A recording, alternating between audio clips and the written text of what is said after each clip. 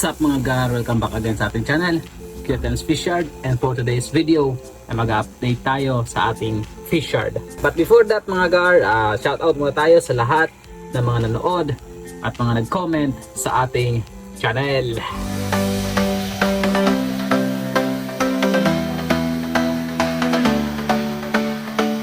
So unahin na natin dito mga gar sa ating mga full gold. Ito yung dati natin nilalagyan ng ating mga full gold na pambenta. Ngayon, meron naman tayong mga bagong nailagay dito. At mapapansin nyo, no, mga fully developed na itong mga male na ito. Medyo maliliit lang kasi ganun talaga mga sizes ng ating mga isda dito sa ating fishyard. Kaya ayan na sila, no?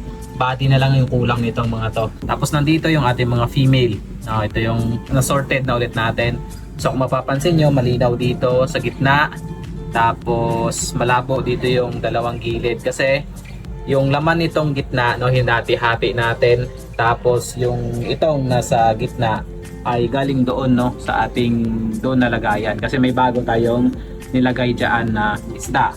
So ito yung mga females natin, no, may mga male yan dyan na halo, lalo na dito banda, no, may male yan dyan, kaso hindi pa natin siya nakukuha kasi hindi pa siya gaanong kita talaga, so hayaan na lang muna natin dyan, total maliit pa lang naman. Tapos dito, no, dito dati nakalagay yung ating mga tuxedo koi, so pinalitan natin ng mga male din natin na full gold. Mapapansin nyo, malalaki na sila, no, halos sumasabay na sila doon sa ating unang pinakitang mga full gold. Pero ito yung mga last batch ng full gold natin. So, doon yun sila galing, no? Mabilis silang lumaki. So, pag na bomba mo kaagad, no, ng high protein foods, mabilis talaga lumaki yung mga fry. So, yung mga male dyan, tinanggal ko, and nandito na sila ngayon, no?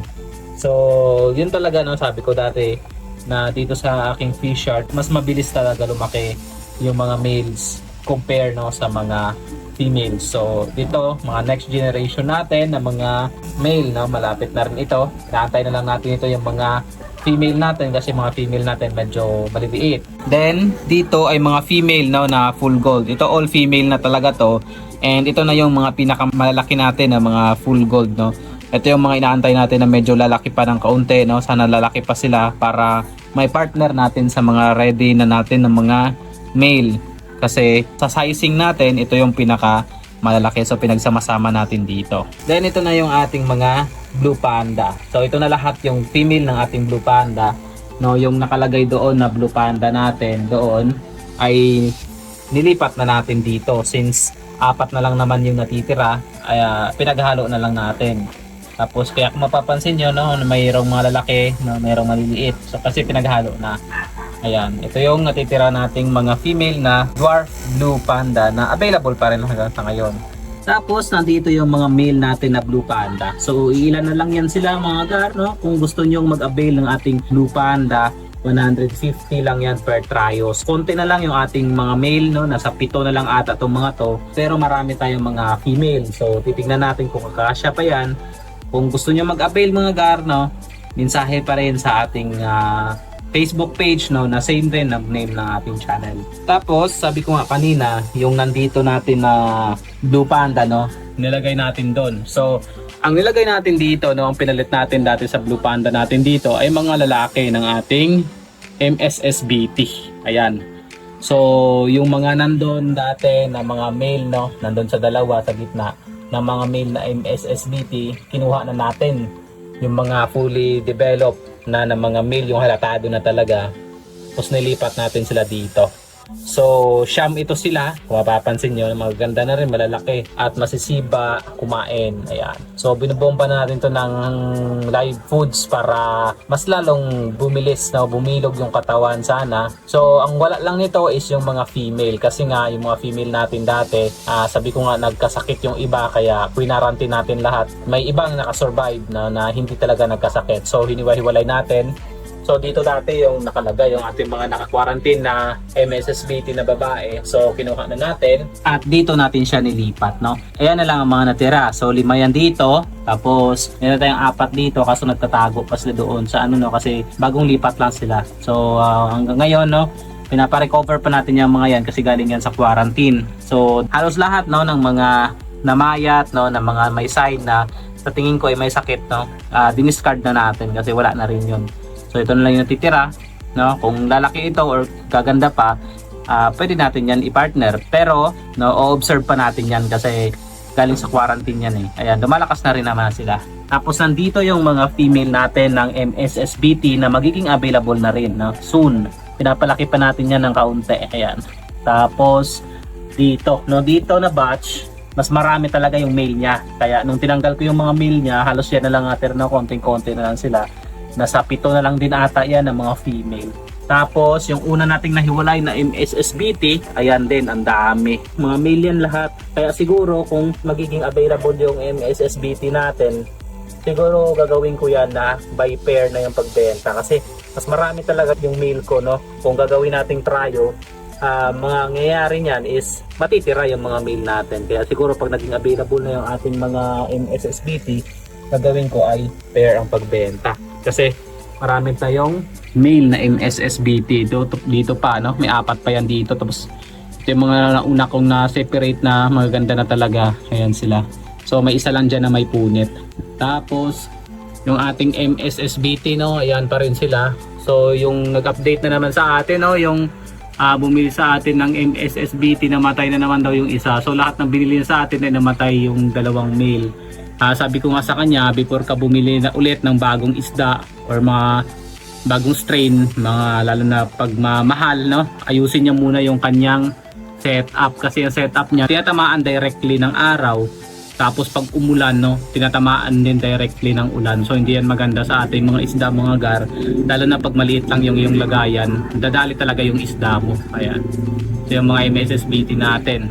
Tapos isa din sa available talaga sa ating fish yard, mga gar, na gusto nating i-out na, no, itong ating pea dirt na may koi jeans. Na kung mapapansin nyo nga, yung iba talaga ay may red cap talaga sila. Pero pea dirt yan nung birnid ko. Ang problema, hindi lang naisabi sa akin, sabi ko nga sa mga nakaraan kong video, hindi naisabi sa akin na may koi jeans pala. So ayan, no, may koi jeans ang lumabas sa ating pea dirt, kaya naging pea dirt koi. So meron lang tayong iilan yan, 7 siguro yan or 6 na lalaki. Then yung kanyang babae nandito. So kulang pa sa size, no, kulang pa sa body yung mga babae ng pea dirt. Pero ina-out ko na rin siya, no, kung baka merong gusto at sila na lang ang magpalaki. Ayan. So yung bago natin dito sa ating fish yard, mga gar, ay yung ating pea dirt. Ayan. Ito na lang muna yung ating silipin para hindi na masyadong tatagal yung ating video, mga gar. So may nabili tayong pea dirt kanina. Actually kahapon ko pa siya kausap, no. Kaso ngayon ko siya pinadeliver kasi available ako ngayong araw. So meron tayong nabili na pea dirt, no, 2 tryo. Binili ko sa breeder na taga QC, no. Ito. So makikita niyo sa screen ko yung kanyang pangalan. Tapos solid na solid yung kanyang pea dirt, mga gar, no. Sa sulit na presyo. Mapapansin niyo yung lalaki ng mga female, 4 na peraso yung female niyan. Tapos ang lapad ng ears ng pea dirt niya. Tapos ang kanyang pagka-platinum, no, kitang-kita. Ayan. Bata pa yan, mga gar, nasa 2 months pa lang daw yan. Pero kitang-kita na yung kanyang form, no. Ganda. Ayan. Solid na solid siya sa presyo. Ayun. Kung gusto nyong malaman yung presyo, mga gar, comment lang kayo sa ating video, tapos isasagutin natin, mga gar, para magkaroon tayo ng konting kwentuhan sa ating channel. Ayan. Ganda, diba? Tapos binigyan niya ako, mga gar, ng freebies, siyempre.